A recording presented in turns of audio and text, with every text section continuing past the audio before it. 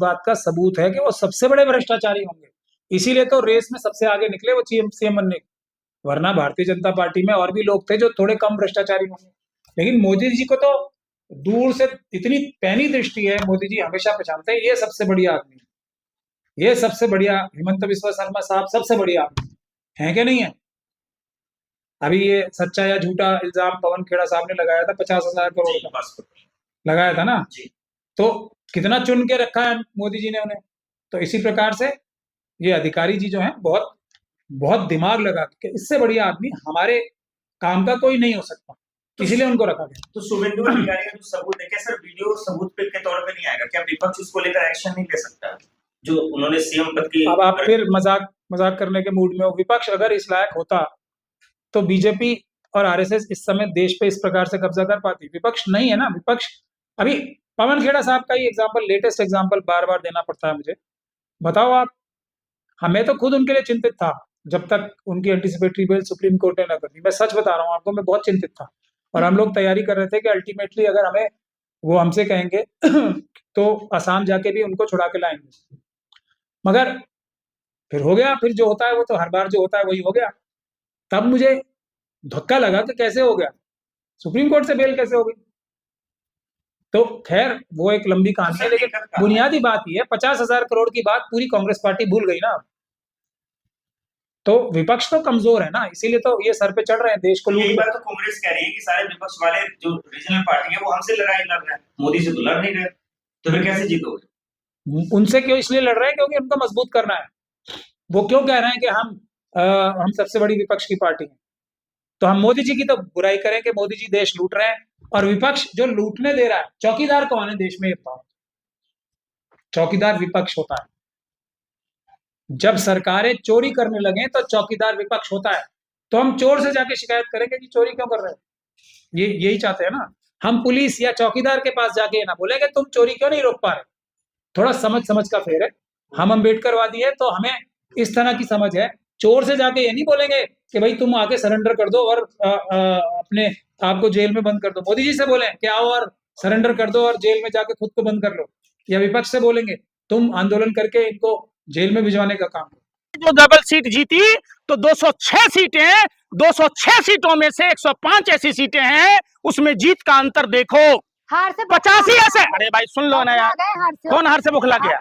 छाती पर कोदो दर्द देंगे आपके पापा के, समझे ना, पापा की परी कोदो दर्द देंगे। न कहिए देश आपके पापा के बाप की बपौती नहीं है, कोई डर खौफ नहीं है।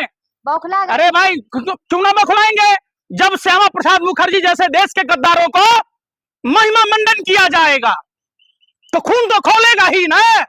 जब आप कहेंगे कि जब अरे वाह तुम मुझे खून दो, एगो थे नेताजी जो कहते थे तुम मुझे खून दो मैं तुम्हें आजादी दूंगा। अब आपके पापा अभिनेता जी हैं जो कहते हैं तुम मुझे वोट दो मैं तुझे बर्बादी दूंगा। दे रहे अभिनेता जी, इतने बड़े फिल्मी एक्टर अभिनेता जिस स्टेट में जाते हैं बर्बादी के सिवा कुछ दिया है क्या? अब चुनाव तो खत्म हो गया, बर्बादी की बिल्कुल बच गई देश के पर। जीत हुई है वहां पर बंगाल में। कौन सा हिंदू? अरे कौन सा हिंदू? सनातनी। मुसलमान तो सिर्फ चारा है, समझिए। हिंदुओं के साथ क्या हो रहा है देखिए, जिस तरीके से चारा डाला जाता है हिंदुत्व के नाम पर। अरे अशोक खराट हिंदू महिलाओं के साथ यौन शोषण किया।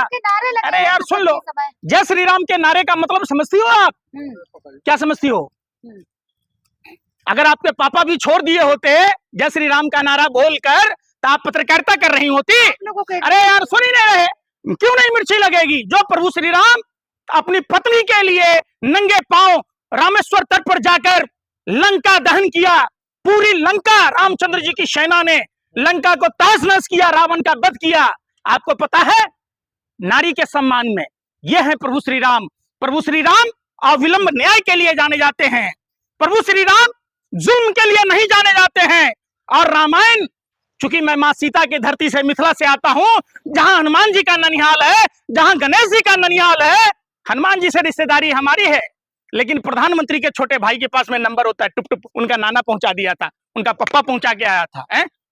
गजब की बात है। धारण करके शपथ ली है सुबंधु। अरे यार सुन लो ना, रावण भी भगवा पहन के ही मां सीता के पास गया था। यही तो मां सीता का संदेश आपको समझा रहा हूं कि देश की बेटियों को बहन बेटियों को समझने की जरूरत है। काश अगर वो माँ सीता का संदेश समझी होती तो आज अशोक खैरात जैसे लोग, आसाराम बापू जैसे लोग, आज राम रहीम जैसे लोग नहीं होते। आपने नहीं सुना माँ सीता का संदेश, आप सनातन का संदेश नहीं सुना कि जब भी जुल्म करने वाला जुल्मी आता है वो धार्मिक कपड़ों में आता है, साधु के बेस में लुटेरे हैं देश में। आप नहीं बताएंगी आप? सोना चांदी अरे भगवा पहन के ही ना गांजा बेचने वाला पकड़ाया है रविंदर जायसवाल। बंगाल अरे भाई गाजियाबाद में कसाना लड़कियों का सप्लायर देह व्यापार का धंधा करने वाला भाजपा का ही नेता है ना। मोदी जी ने कानपुर में अरे यार सुन नहीं रहे, मसाले में गोबर, घोड़े का गोबर, बताओ भाजपा का नेता मिला रहा है? नकली दवाई भाजपा का नेता बना रहा है। जीवेश मिश्रा कौन है? भगवा पहन के ही तो कर रहा है ना। आप ये लोग भगवा को कलंकित करने वाले लोग हैं, ये सनातनी नहीं है। सनातनी वही लोग हो सकता है जिसमें नैतिकता हो। सनातन में सबसे बड़ा मंत्र है, महाकाव्यों का सार है, धर्म की जय हो मतलब अच्छाई की जय हो, अधर्म का नाश हो मतलब बुराई का नाश हो, जो प्राणियों में सद्भाव। अरे यार सुन नहीं रहे यार, सुन नहीं रहे ना। सर्टिफिकेट लेना पड़ेगा, पैंट खोल के दिखाऊं कि मेरा खतना नहीं हो रखा है? हमसे बड़ा सनातनी है कोई क्या? भगवान विष्णु आए हमारे यहाँ। अरे यार सुन नहीं रहे, हम देवभूमि के लोग हैं, हमको नहीं पता है, तुमको पता है? वाह रे वाह। अरे घुसपैठियों, देश के गद्दारों, चंद लिफाफाओं के लिए पार्टी ऑफिस में भाजपा के कार्यालय में मुजरा गाने वालों, तुम हमें समझाओगे? हमारी विरासत रही है, हम उस जगह से आते हैं कि समुद्र मंथन में जो मंदार पर्वत प्रयोग में लाया गया था वो पर्वत हमारा है। हम नहीं होते तो समुद्र मंथन नहीं होता, हम अगर नहीं होते तो हनुमान जी लंका का दहन नहीं किया होता, हम अगर नहीं होते तो गणेश जी कहां से मोदी जी होते? ने